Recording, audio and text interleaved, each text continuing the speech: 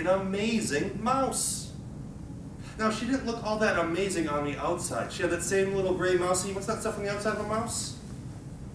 Fur, exactly. And those little tiny mousey, what are these?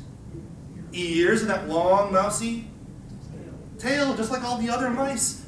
Because she looked like the other mice on the outside. What made her amazing was on the inside.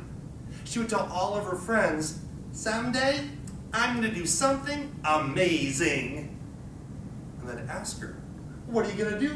What are you going to do? And she'd say, I don't know, but it's going to be amazing.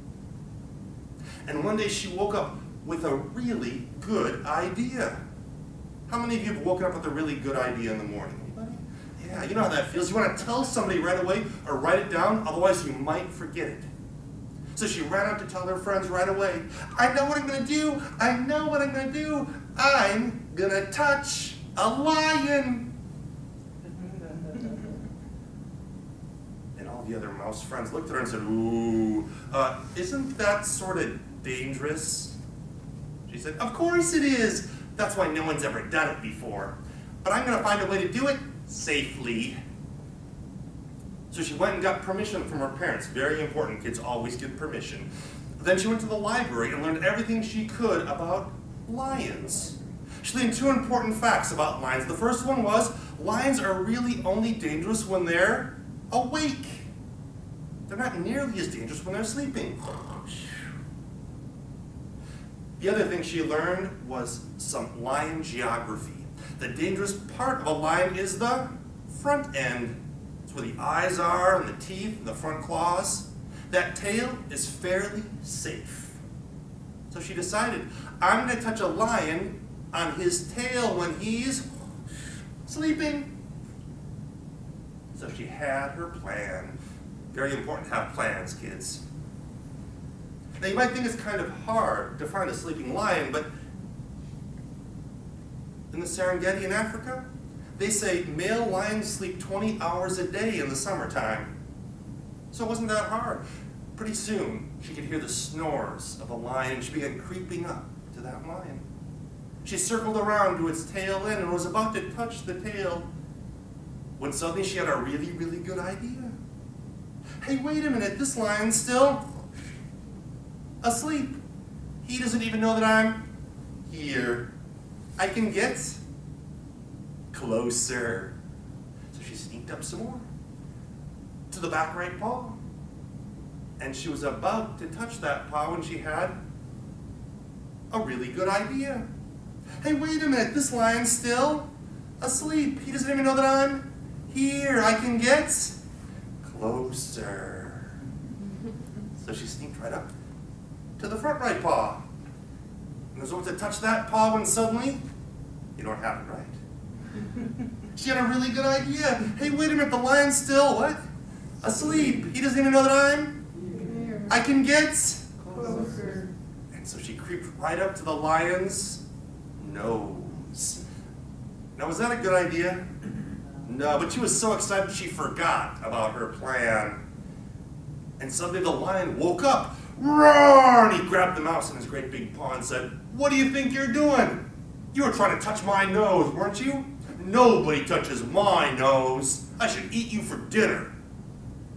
And the little mouse squeaked out as loudly as she could, please don't eat me. Please don't eat me. Please don't eat me. Why not? Said the lion. Well, because someday I might be able to help you. Yeah, that's what it is. I'll be able to help you someday. The lion just laughed. You help me? I'm a great big lion. You're a tiny little mouse. Now, who knows why the lion did what he did? Maybe it was because the mouse made him laugh. Maybe it was because his stomach was still full from a big dinner. Maybe it was because he didn't like the taste of mice anyway, but he said, okay, mouse, I'll let you go this time, but don't let it happen again. And lion opened up his paw and mouse scurried off through the grass to tell all of her friends that she had touched a lion. She left out the part about the lion catching her.